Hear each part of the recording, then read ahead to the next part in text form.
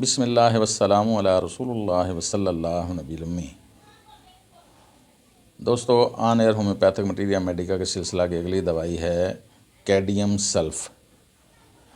کیڈیم سلف کو ارجنٹم نائٹریکم کی طرح معدے کے السر کے لیے یاد رکھا جانا چاہیے۔ یہ السر کی بڑی اچھی دوائی ہے، جبکہ اس کو عام ڈاکٹر حضرات کم ہی استعمال کرتے ہیں۔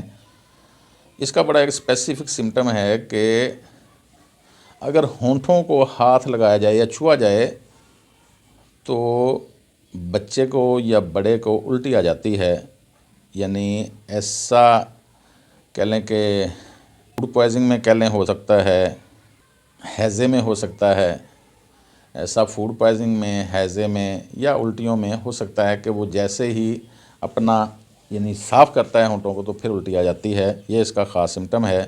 بے چینی، اس میں آرسینکم کی طرح بے چینی ہوتی ہے، حرکت سے نفرت کے ساتھ بے چینی ہوتی ہے، یعنی یہ حرکت نہیں کرنا چاہتا لیکن بے چینی ہوتی ہے اس میں حرکت، حالانکہ یعنی آرسینکم میں مریض حرکت کرنے پر مجبور ہوتا ہے یا رسٹاکس میں بھی حرکت کرنے پر مجبور ہوتا ہے۔ معدے کی شدید جلندار درد کے لیے بڑی اچھی دوائی ہے۔ عام طور پر دیکھا گیا ہے کہ کچھ لوگ آپ نے دیکھے ہوں گے کہ ان کے بارے میں کہا جاتا ہے کہ جی بس ان کو کالے رنگ کی الٹی آئی تھی تو اس کے بعد یہ اللہ کو پیارے ہو گئے، تو موت کے قریب کی کالی الٹی پر یہ بڑا اچھا کام کرتی ہے کہ ادھر آپ اس مریض کو بچانے کی پوری طرح کوشش کر سکتے ہیں کہ جس کو کالی الٹی آتی ہے، یعنی وہ خون ہی ہوتا ہے، ایسے کہہ لیں خون کی الٹی کہہ لیں اس کو۔ شدید سردی لگتی ہے ایسے مریض کو، آگ سینکنے سے بھی اس کی سردی کم نہیں ہوتی۔ شدید متلی، زرد بخار اور پرانہ نزلہ بھی اس کے دائرہ اثر میں آتا ہے۔ پخانہ عام طور پر خون ملا ہوتا ہے، اور یہ ہیضہ کی بڑی اچھی دوائی ہے۔